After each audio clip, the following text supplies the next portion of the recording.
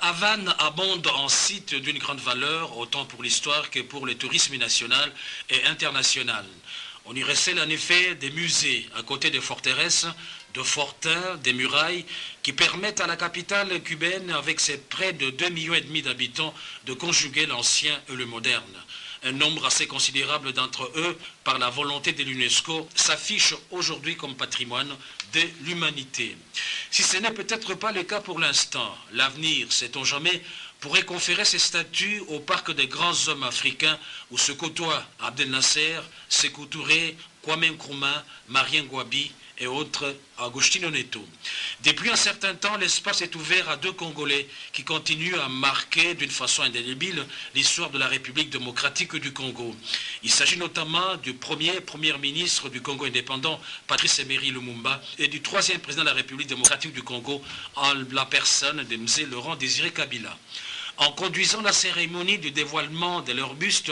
le président de l'Assemblée nationale, Évariste Bochab, s'est pris à se considérer dans la situation d'un véritable pèlerin sur un haut lieu de ressourcement, sinon de renaissance, où une vive émotion a accompagné les sentiments profonds d'accomplir un devoir de mémoire.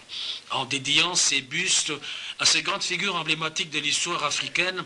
et comme la manifestation précède quelques semaines seulement la célébration des anniversaires de la mort de ces deux héros dans leur pays, Cuba a donné la preuve que les hommes peuvent disparaître, qu'en revanche, leurs idées demeurent immortelles.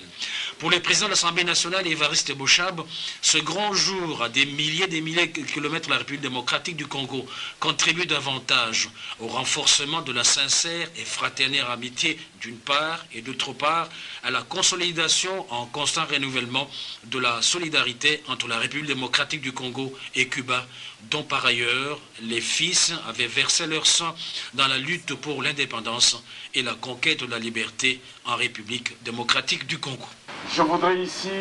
non seulement louer l'amitié entre le peuple cubain et le peuple congolais, mais évoquer aussi à cette occasion toutes les personnalités, tous les combattants privés de liberté.